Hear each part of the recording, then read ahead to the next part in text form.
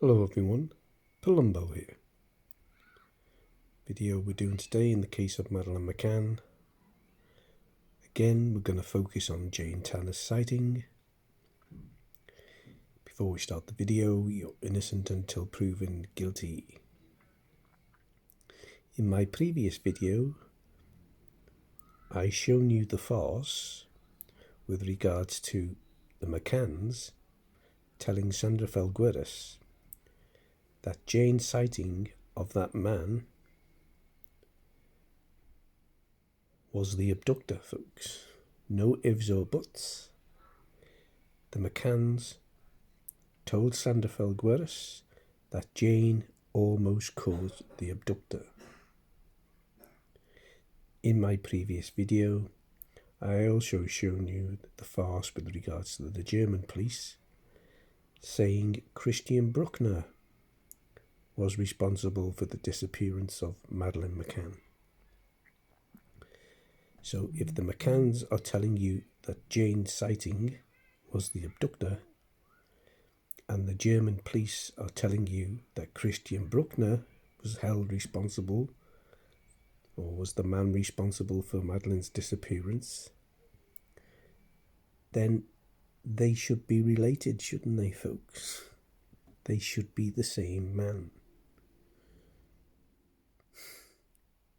That's how farcical it is. Now, we're going on with regards to Madeleine's pyjamas. This is Jane Tanner's first statement. She's asked about the child who disappeared. She replies, "The child appeared to be older than a baby.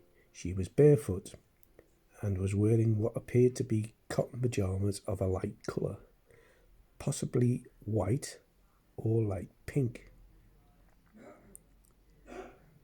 So that's Jane Tanner telling the detectives in her first statement that the child she's seen was wearing white or light pink pyjamas. Now, what you've got to bear in mind with regards to Madeleine's so-called pyjamas she was wearing is the top was short-sleeved, it was pink,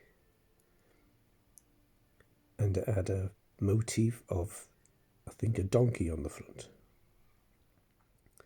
Her leggings were predominantly white. That was the main colour, folks. Her pyjama bottoms were white. It had a little floral pattern on it, or on them, with a little frill on the bottom. That's what Madeleine was supposed to have been abducted in, supposedly. Pink top, short-sleeved, picture of a donkey on the front, predominantly white bottoms. Take that in. White pyjama bottoms, folks. This is what Jane Tanner tells the detectives in her first statement. Now, as you all know, I pointed out with regards to Jane Tanner that when asked by the detective in her rogatory statement the direction of the man she's seen, her first assumption was that it was a man who appeared to be carrying his child back from the creche.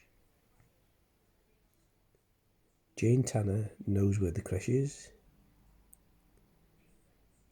and she would know that if it was a man she's seen carrying his child back from the creche, then that man wouldn't be walking in the way she said that man was walking, folks.